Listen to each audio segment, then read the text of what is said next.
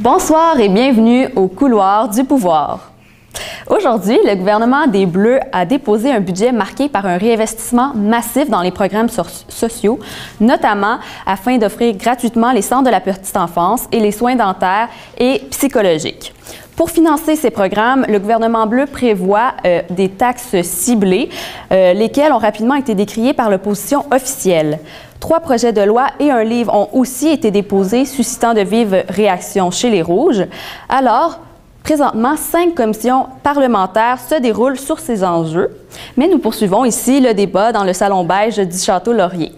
Donc, nous recevons du côté du gouvernement la ministre des Affaires autochtones, Mme Cécile Gagnon, et le ministre de la Sécurité publique, M. Philippe Dubois. Du côté de l'opposition officielle, nous recevons M. Jean-Michel Laliberté, député de La Violette, et M. Marlot Grégoire, député de Hull. Donc, merci à tous d'être parmi nous. Donc, nous débutons d'abord, évidemment, avec le budget. On ne peut pas passer à côté. Votre ministre des Finances a abondamment parlé de justice sociale lors de son discours. Selon vous, quelle est la mesure qui incarne le mieux cet objectif de justice sociale? Moi, j'irais sûrement avec le revenu minimum garanti. Quand on parle de justice sociale, c'est essayer de réduire les inégalités, mais pas seulement. On veut enrichir les plus pauvres et aussi permettre, obliger, parce que des fois on doit obliger les plus riches à contribuer pour essayer de réduire justement les inégalités.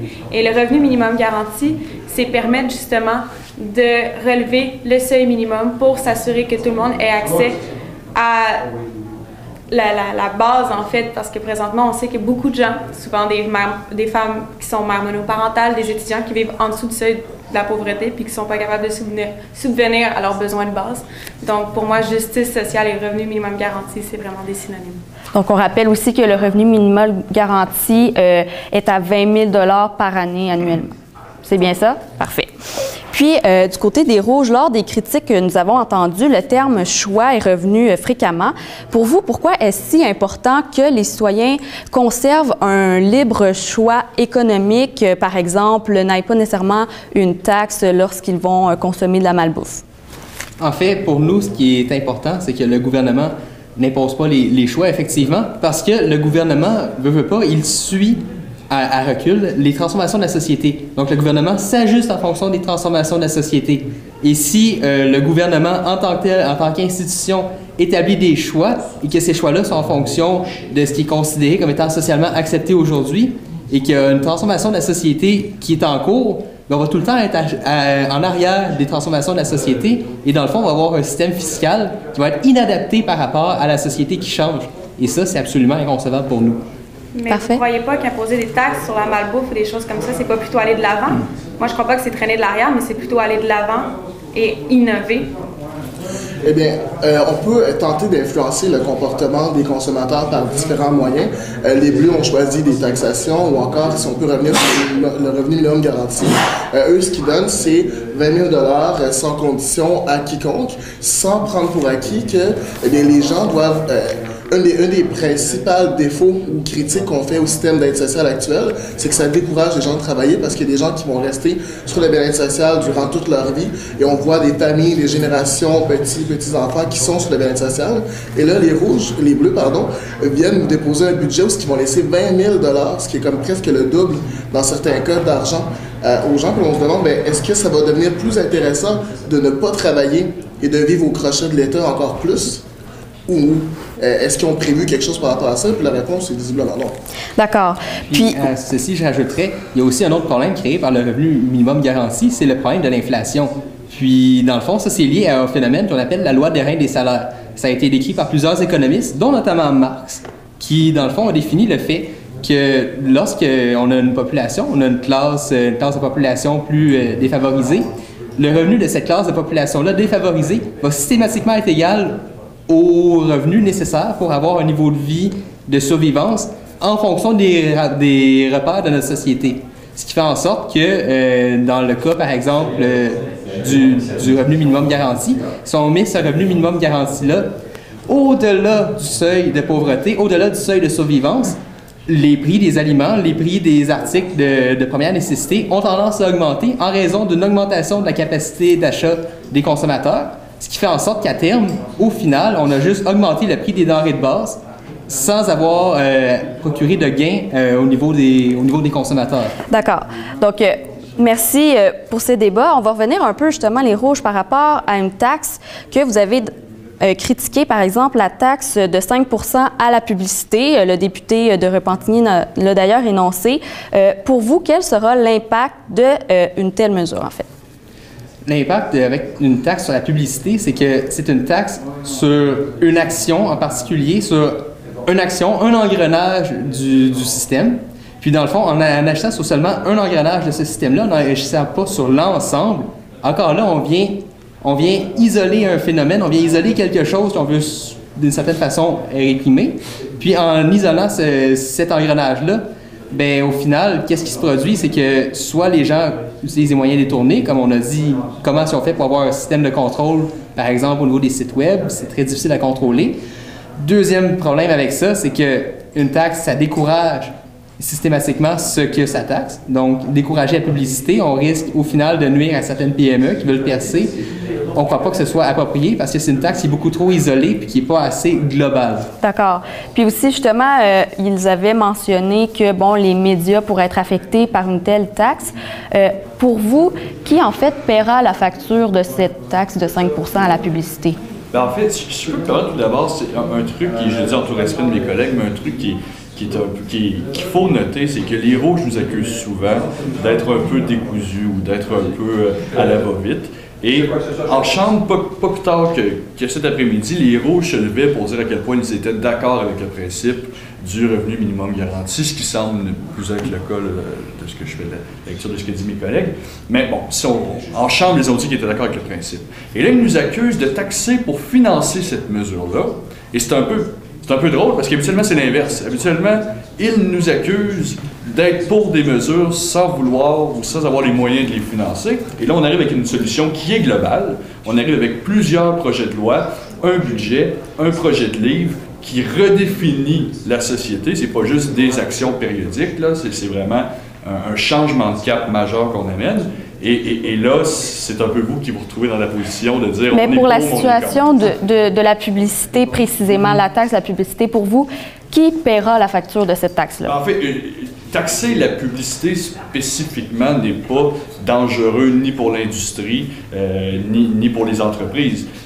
L'industrie de la publicité est une énorme industrie au Québec et nous, ce qu'on va faire, c'est chercher un faible pourcentage sur chaque vente dans le domaine pour financer des mesures qui, à terme, sont beaucoup plus bénéfiques qu'un spot publicitaire de 30 secondes pendant le bye-bye. Si vous permettez, on a été interpellé sur la question du revenu minimum garanti.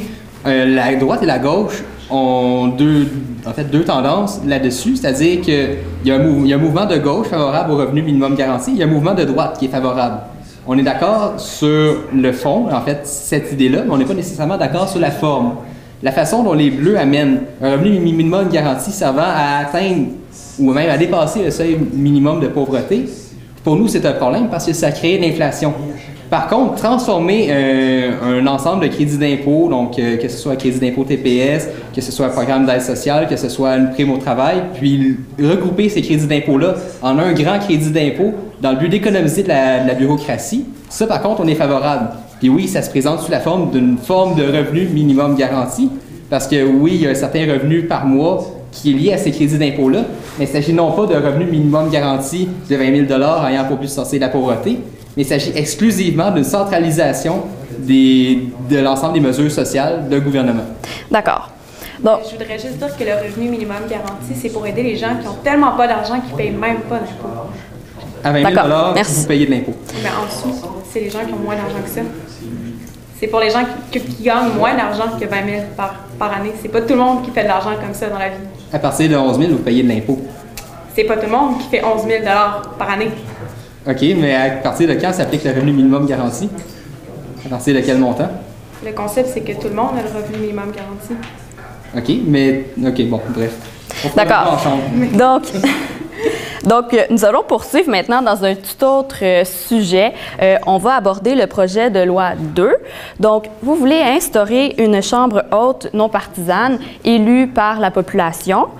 Bon, évidemment, ça va mener à des changements assez majeurs dans le système politique québécois.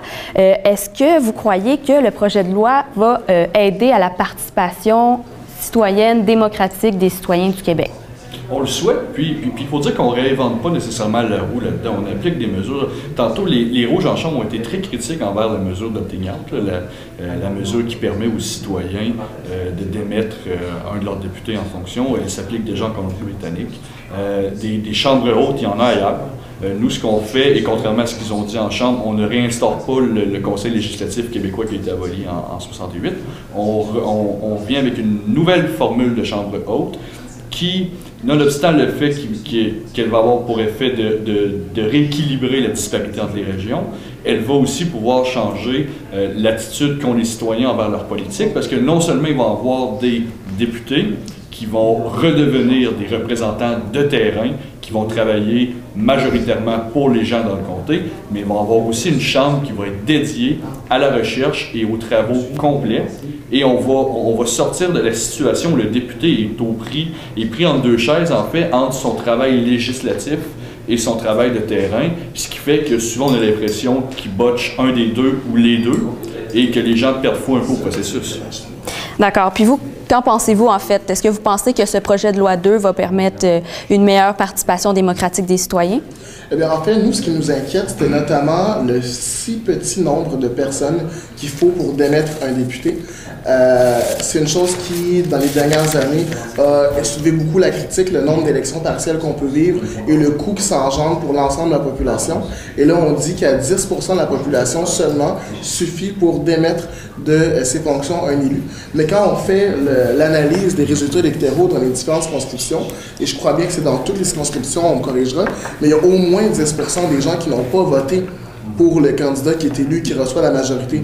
Ce qui veut dire que dans potentiellement 125 circonscriptions, on pourrait se retrouver à toutes les 2 semaines avec une pétition, on enclenche le processus, on démet notre député, puis on recommence ad vitam aeternam. Évidemment, on souhaite que ça n'arrive pas, mais à 10%, c'est surtout ça qui bug. Parce que nous, on est pour que les élus aient une redevance, une plus grande redevabilité par rapport à leurs citoyens, mais de là à dire qu'une poignée d'individus va pouvoir, à toutes les semaines, démettre l'élu qui a obtenu la majorité démocratiquement, ben c'est là que ça pose un gros problème. Mais comme vous venez de le dire, il y a eu beaucoup de critiques les derniers temps à cause des élections partielles et les élections qui se multiplient. Les citoyens n'aiment pas ça, les élections qui se multiplient. Donc, on ne croit pas que les gens vont tout de suite, tout le temps, vouloir faire des pétitions pour démettre les gens. Ça va être vraiment une mesure d'extrême, la dernière nécessité d'utilisation de cette mesure-là. On ne pense pas que ça va multiplier les choses, parce que les élections partielles, parce que comme vous venez de le dire, les gens n'aiment pas ça, les élections partielles. Là, je vais m'empresser de citer une de vos ministres qui disait, pas plus tard qu'aujourd'hui en Chambre, « Je peux, donc je le fais ». Malheureusement, c'est quelque chose qui est possible d'être fait. Puis quand on regarde les réactions des citoyens, notamment le soir du dévoilement des élections, il y a tout plein de gens qui sont prêts à tout, à dire, ben écoutez, c'est pas correct, c'est pas mon candidat qui a gagné, moi je veux vraiment que ce soit mon candidat, et je suis prêt à tout pour que mon candidat gagne. J'ai sacrifié, dans le cas exemple de la campagne fédérale, 78 jours de ma vie à temps plein, à ne pas dormir pendant 35 jours, et là mon candidat n'est pas élu. Qu'est-ce que je fais? Est-ce que j'aurais pas envie, le lendemain des élections, d'aller chercher 10% des membres de mon parti qui sont dans le comté, de signer la feuille puis d'enclencher le processus? Je suis sûr que les gens auraient envie. Et puis, 10%, c'est ça le problème. Parce qu'on est pour le principe. On est juste contre la mesure que vous proposez. Dernière réaction? Oui, rapidement. Ben, en fait, nous, ce qu'on veut, c'est justement pouvoir donner le moyen aux gens de démettre un député. Maintenant, vos interrogations sont justes et comprenables, mais l'expérience d'ailleurs nous dit que c'est faisable. Parce qu'en Colombie-Britannique, le pourcentage est semblable. Et le processus a été enclenché quelques fois de manière sérieuse, et il y a à une reprise où vraiment on s'est rendu à une démission de député, mais même le processus n'est pas allé au bout. C'est extrêmement difficile. Les 10% des électeurs d'une circonscription, c'est énorme. Il faut le dire, même si oui, les députés présentement, ils ont des majorités très faibles entre les candidats. Si on prend par exemple la moyenne des signatures d'une pétition déposée sur le site de l'Assemblée nationale, c'est quelques milliers à peine. Et là, 10% d'une circonscription, c'est beaucoup de personnes et on peut vous dire que ni votre parti, ni mon parti avons 10% de membres dans chaque circonscription. Donc, je pense pas qu'on devrait s'empêcher de donner la possibilité aux citoyens de faire quelque chose de peur que ça dégénère. D'accord. Merci. Donc, on va passer au projet de loi 3 maintenant parce que le temps file vite. Donc, pour participer à la vie démocratique, activement, il faut être minimalement éduqué. Donc, on va parler en ce moment d'une réforme majeure, il faut le dire, dans le système d'éducation. Le ministre de l'Éducation cet après-midi semblait vouloir former de réels intellectuels pour notre prochaine génération de Québécois. Est-ce que vous pensez qu'il peut y avoir un risque d'aliéner certains étudiants qui vont se sentir découragés avec le nouveau cursus scolaire? Ben, en fait, non, parce que comme les plans quinquennaux de Blé vont faire en sorte qu'il va y avoir beaucoup d'experts qui vont être disponibles sur le terrain, dirigés vers les bonnes personnes qui ont besoin d'aide. Ce qu'on fait, c'est qu'on ne fait pas seulement obliger les gens à aller à l'école plus longtemps et apprendre plus de choses, mais surtout la pièce majeure de cette réforme-là, c'est qu'on donne les moyens aux gens de réussir et on va les accompagner du début jusqu'à la fin. Donc, non seulement ils vont pouvoir bénéficier d'une éducation de loin supérieure à ce qu'ils ont droit présentement, mais ils vont avoir les vrais moyens de réussir. J'aimerais ajouter aussi, vous parlez d'aliénation, mais le but, en fait, de faire beaucoup de cours de philosophie, de réflexion, c'est justement d'empêcher l'aliénation. On veut créer des citoyens capables de juger de façon autonome. Donc, c'est le contraire même de l'aliénation. C'est créer des citoyens qui sont autonomes dans leur jugement, qui sont capables de réfléchir par eux-mêmes, de se positionner par rapport à leurs valeurs, par rapport à leur choix de vie, et de choisir par eux-mêmes ce qu'ils veulent en prenant en compte de la socialisation, mais en prenant en compte aussi de qui ils sont. Et vous, est-ce que vous pensez que ça peut en décourager certains? Eh bien, le système actuel que les Bleus considèrent trop facile en décourage déjà un nombre incroyable et alarmant, notamment au niveau des jeunes garçons qui vont avoir de la misère à rester assis sur des chaises, dans des salles de classe pendant toute une journée, à déjà apprendre le français qui est une langue qui leur sert dans la vie de tous les jours, à apprendre des mathématiques ou des connaissances de base. Et là, on leur dit, non seulement on t'oblige à aller à l'école, mais en plus, tu vas apprendre le grec, le latin et toutes sortes de matières que l'étudiant, le jeune, l'élève n'est pas nécessairement prêt à apprendre parce qu'il y a une raison pourquoi on donne les cours de philosophie au cégep. C'est parce qu'au niveau du développement du cerveau, il y a des concepts qui sont plus faciles à apprendre ou à maîtriser quand on a rendu à un certain âge. Puis ça, c'est pas, c'est biologique, là. Il y a plusieurs études qui attestent ça. C'est pour ça qu'il y a certains niveaux de difficulté, notamment au niveau des mathématiques, sont gradués d'année en année pour faire en sorte que le cerveau humain soit prêt à le recevoir et à le vivre pleinement. Là, on nous dit, ben nous, on s'en fout de ces données-là. On va obliger les jeunes à apprendre le latin, on va obliger les jeunes à apprendre le grec, à rester plus longtemps à l'école, alors que déjà en ce moment, on a de la misère à les garder. Puis oui, les ressources vont aider les jeunes qui veulent rester, mais ceux qui ont de la difficulté à rester dans le système actuellement, parce qu'ils sont soit plus moteurs, parce qu'ils sont tout simplement différents, eh bien, qu'est-ce qui va se passer avec eux? Ils vont être mis de côté, on va les obliger... Justement, qu'est-ce qui va se passer avec les gens qui ont un peu plus de difficultés? Je voudrais juste spécifier quelques trucs que vous avez mentionnés. Premièrement, apprendre le latin, ça a été prouvé plusieurs fois que ça aide à améliorer l'apprentissage du français. Aussi, vous dites, pour les gens qui ont justement de la difficulté, vous parlez des jeunes garçons qui ont besoin de bouger, souvent on en entend parler, mais on a justement le programme de... L'ADN. Voilà, l'ADN pour, en troisième secondaire, justement faire des stages bénévoles, sortir des classes, mais en plus sortir de leur milieu pour aller bouger, pour aller s'impliquer. Puis aussi, vous parliez que la philosophie, c'est à partir du cégep. Je veux juste rectifier que c'est pas vrai. Depuis qu'on a le cours d'éthique et culture religieuse, il y a un volet éthique à ce cours-là et il y a des cours de philosophie. C'est un volet philosophique où les jeunes apprennent ce qu'est un sophisme, apprennent des trucs sur la morale, sur l'éthique. Donc, il y a déjà une introduction à la philosophie qui est faite au secondaire. Donc, si on le fait déjà, je crois que ça serait faux de dire que les jeunes sont Dernière pas encore assez développés pour intervention. Ouais. Ce qui nous inquiète, en fait, c'est vraiment ce phénomène-là d'un modèle unique d'enseignement alors que les personnalités sont multiples. Il y a notamment il y a un paquet de tests de personnalité qui existent. Il y a notamment le test de Myers-Briggs qui établit 16 types de personnalités, 16 types de personnalités principales. Il y a des gens qui, oui, sont plus intellectuels, qui, oui, vont approfondir davantage leur réflexion. qui vont être très intuitifs, puis il y a des gens qui vont être au contraire très sensitifs, qui vont être dans le concret. Si on va chercher ces gens-là uniquement à partir de secondaire 3, ils ont déjà intellectuellement décroché bien avant ça.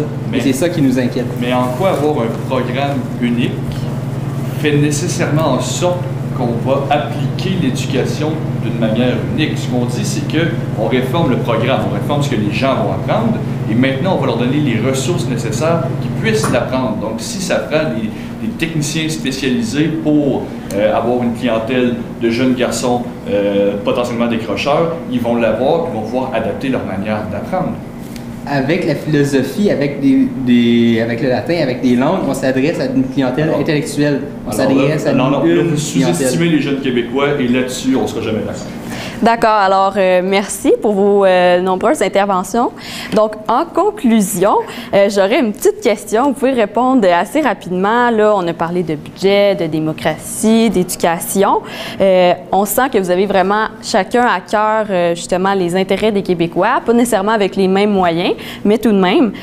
Alors, je voudrais, en quelques mots, vous pourriez dire, pour vous, qu'est-ce qu'un Québec riche? Pour nous, un Québec riche, c'est un Québec dont les gens ont les moyens de leurs ambitions. Et les moyens de leurs ambitions, ce sont des gens qui ont la liberté de développer une entreprise, qui ont la liberté de développer un modèle d'affaires, qui ont la liberté de développer une activité, quelle qu'elle soit, qui ont la liberté de se développer comme ils le souhaitent, à la hauteur de leurs moyens, et qui, de cette façon-là, sont en mesure d'enrichir la collectivité de par ce qu'ils ont développé personnellement et de par ce qu'ils entreprennent dans la société.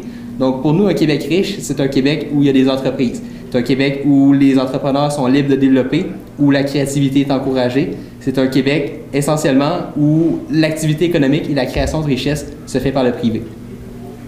Mais voyez-vous, on n'est pas si loin, encore une fois, dans l'approche, mais c'est plutôt dans les moyens. Pour nous, un Québec riche est aussi un Québec où les Québécois ont les moyens de leur ambition.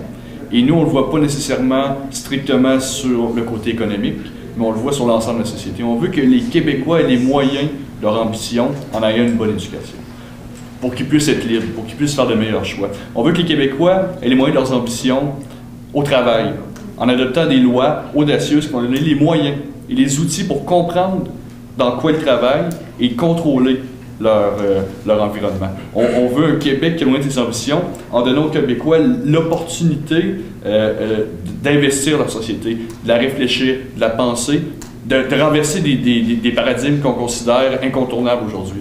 Pour nous, un Québec riche, c'est un Québec où les Québécois ont l'ensemble des outils et c'est ce qu'on fait comme gouvernement, on essaie de leur donner le maximum d'outils. De votre côté?